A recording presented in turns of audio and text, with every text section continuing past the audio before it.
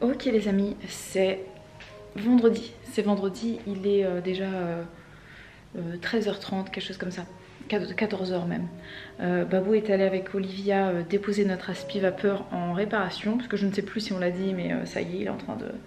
Il nous a lâché, voilà. Donc il est parti en réparation et puis moi je suis avec Elena, elle est en train de faire du coloriage et des paillettes pendant que moi j'ai récupéré mes vieux ouvrages de tricot et crochet parce que j'ai une boîte entière que vous voyez derrière là.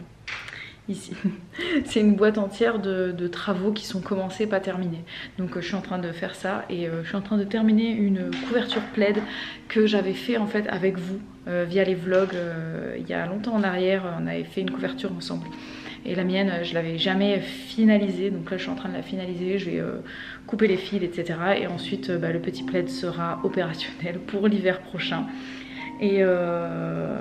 Et j'ai fait mon petit tour de jardin, c'est très agréable parce que là je vois qu'il y a des cassis un petit peu partout là en formation. On a plusieurs plants de cassis, certains que j'ai plantés, d'autres qui étaient déjà là, et il y a des cassis voilà, qui arrivent. On aura bientôt aussi les premières fèves, les premières fraises. On a des petits cornichons aussi qui sont en train d'arriver et ma foi tout a l'air de plutôt bien se passer. On a fait le choix de laisser pas mal la place aux herbes sauvages et aux fleurs sauvages, comme on l'a déjà dit il y a quelques temps. Et c'est très agréable à voir parce que le jardin est jaune, quoi. Jaune et blanc, il s'est tapissé de fleurs de partout, de partout, de partout. Et j'ai remarqué que les oiseaux s'éclatent de plus en plus dans le jardin, on les voit. J'ai vu hier, il y avait des pies qui étaient carrément allongés, enfin je sais pas si on peut dire allongés, mais bon, qui étaient posés au milieu des boutons d'or. Ils étaient tapissés comme ça au fond et ils étaient là en train de se détendre, quoi. Donc c'est assez agréable. Et il y a aussi une tourterelle qui arrête pas de faire des allers-retours chez nous pour récupérer des petits morceaux des petits brins de foin, de paille pour aller faire son nid. Donc voilà, la nature s'éclate dans le jardin et c'est très agréable à regarder.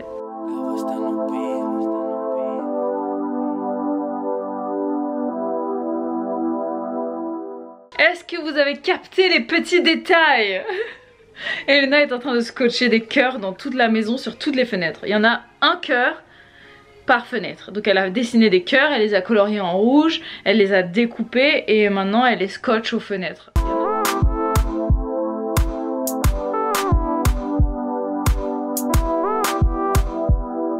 Il y en a sur toutes les fenêtres, là je vois qu'il y en a même un sur le miroir de la buanderie là. Voilà, donc elle fait des décorations parce qu'elle fait la fête.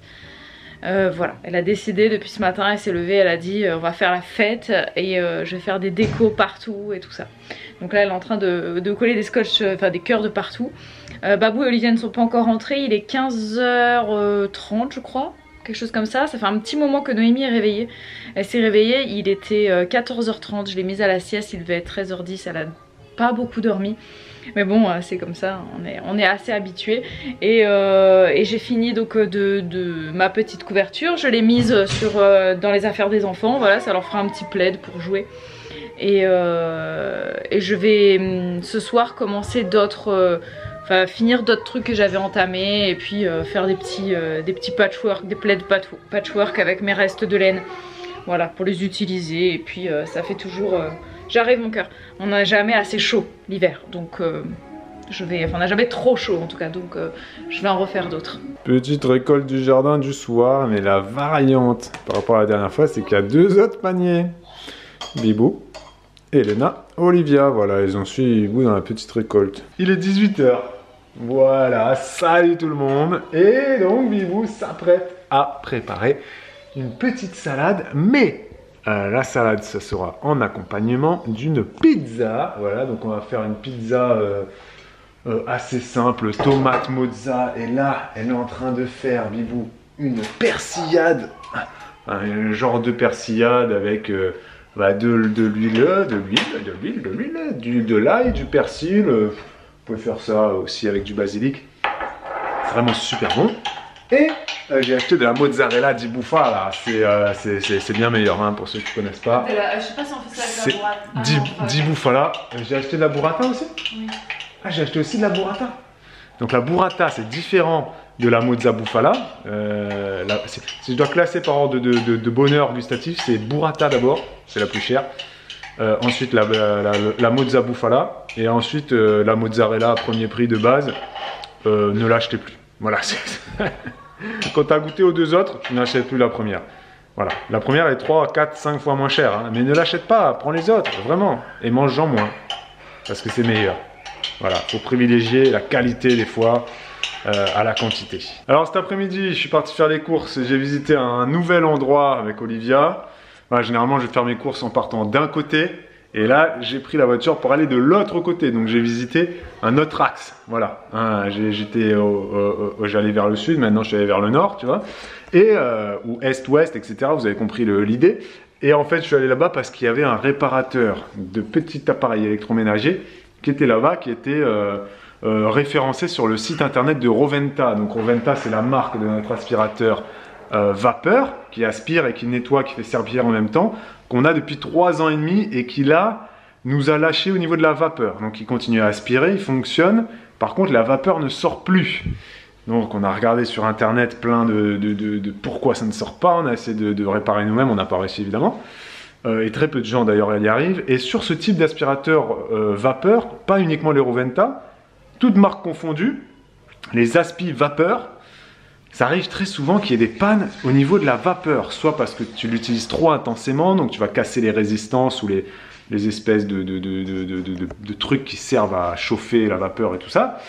Soit tu peux aussi l'encrasser du fait du calcaire et des mauvais entretiens de ta part, ou soit tout simplement il peut y avoir des défauts. Alors là, le nôtre il a 3 ans et demi.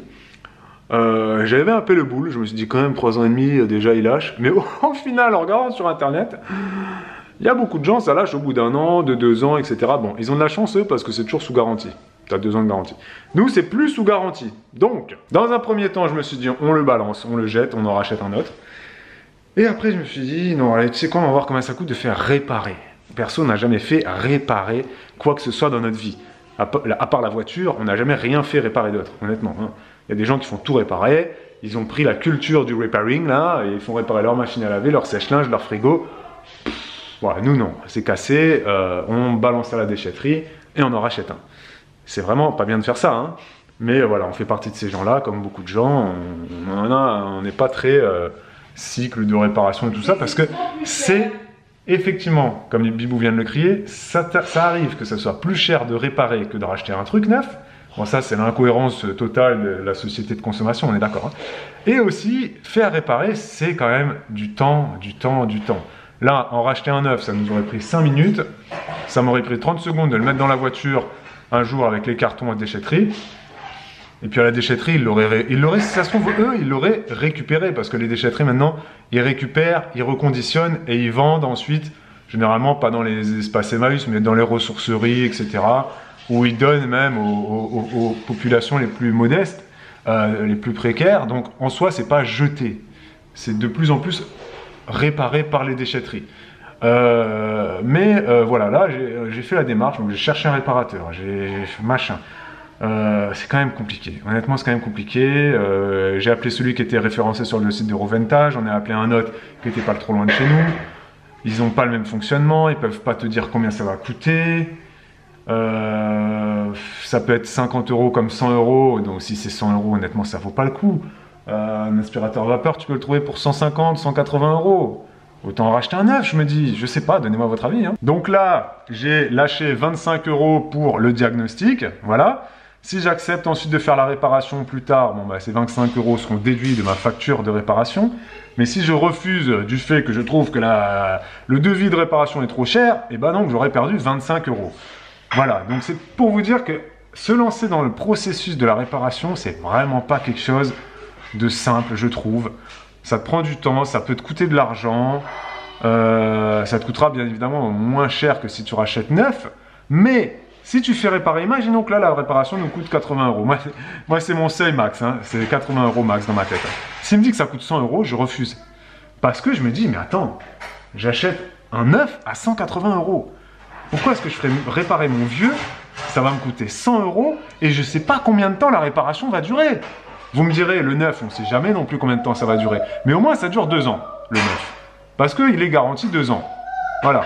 Là, la réparation, si ça se trouve, au bout de 2 ans, ça va me lâcher, mais je ne serai plus sous garantie. Parce que les choses qui sont réparées, elles n'ont pas une garantie de 2 ans. Généralement, elles ont une garantie de 6 mois. Et encore, pas tous les réparateurs te proposent une garantie sur la réparation.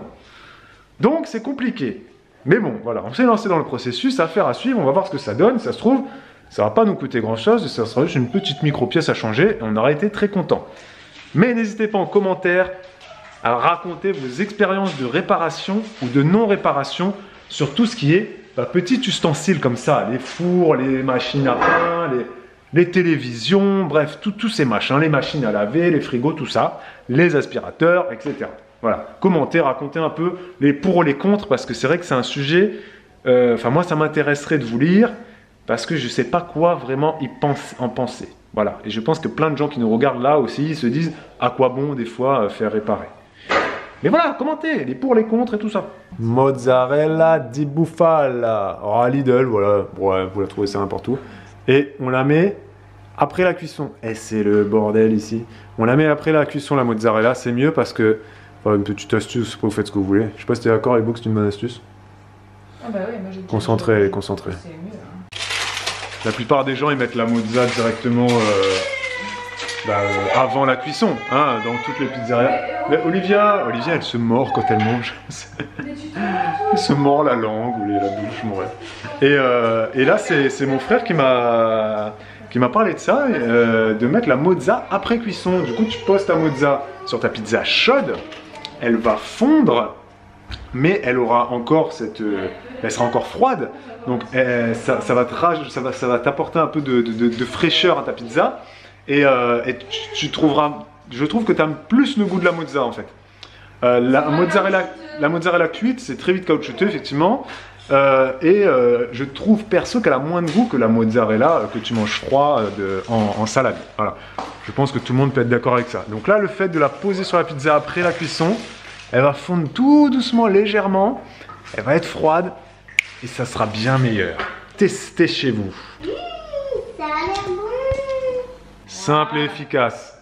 Pas besoin de surcharger une pizza parce qu'après, sinon, c'est trop bourratif. Eh oui, une pizza, c'est pas là. C'est pas censé te donner mal au ventre.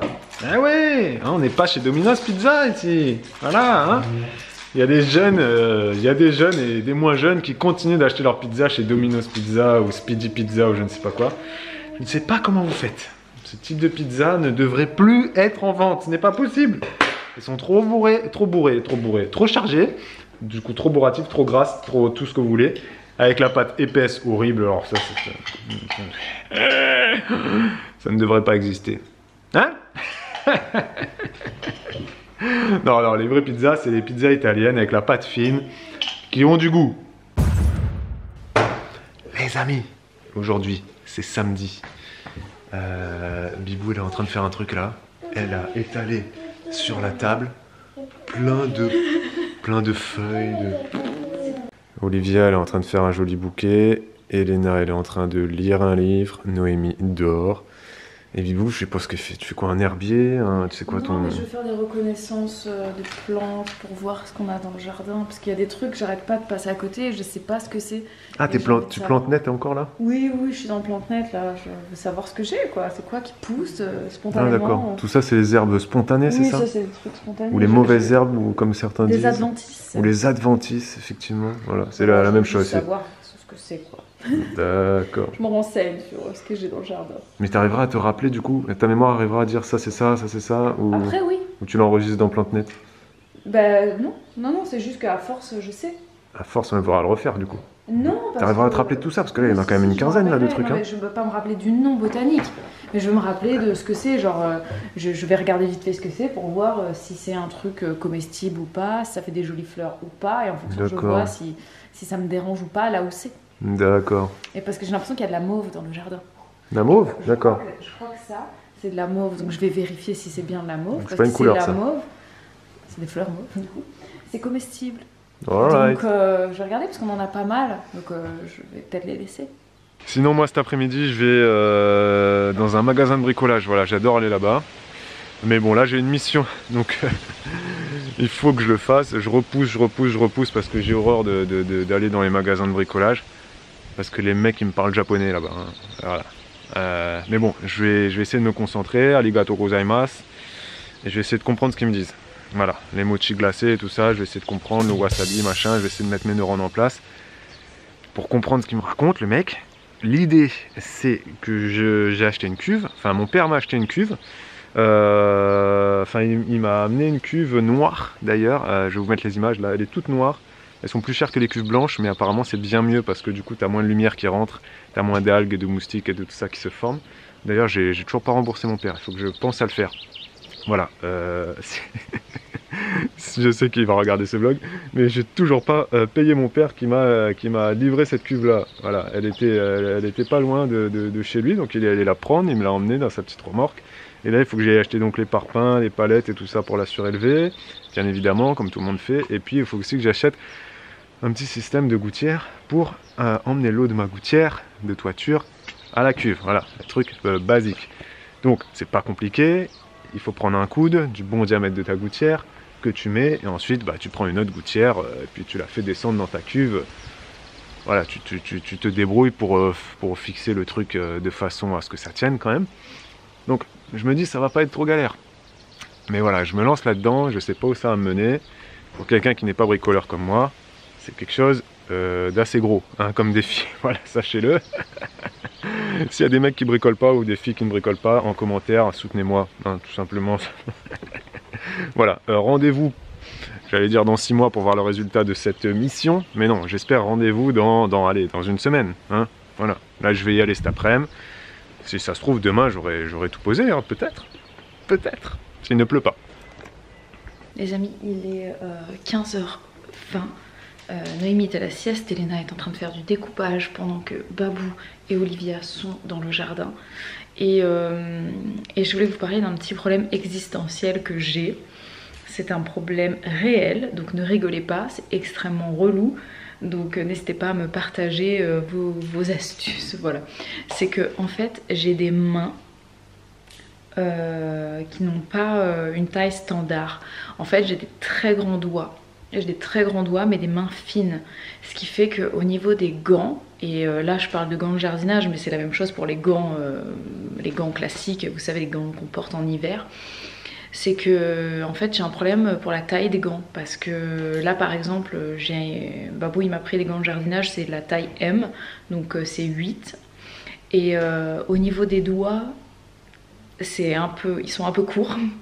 Parce que ça n'arrive pas jusqu'à ma, comment dire, au bout de mes phalanges en fait. Mes doigts ne rentrent pas entièrement, mais le gant est beaucoup trop grand, donc au niveau de la paume et des doigts je nage dedans en fait dans le gant, et quand je prends la taille, les tailles en dessous, et ben en fait c'est bon pour la grosseur de ma main, mais par contre mes doigts ne rentrent pas jusqu'au bout, donc c'est très handicapant parce que j'ai le gant genre qui m'arrive ici quoi, au niveau des doigts.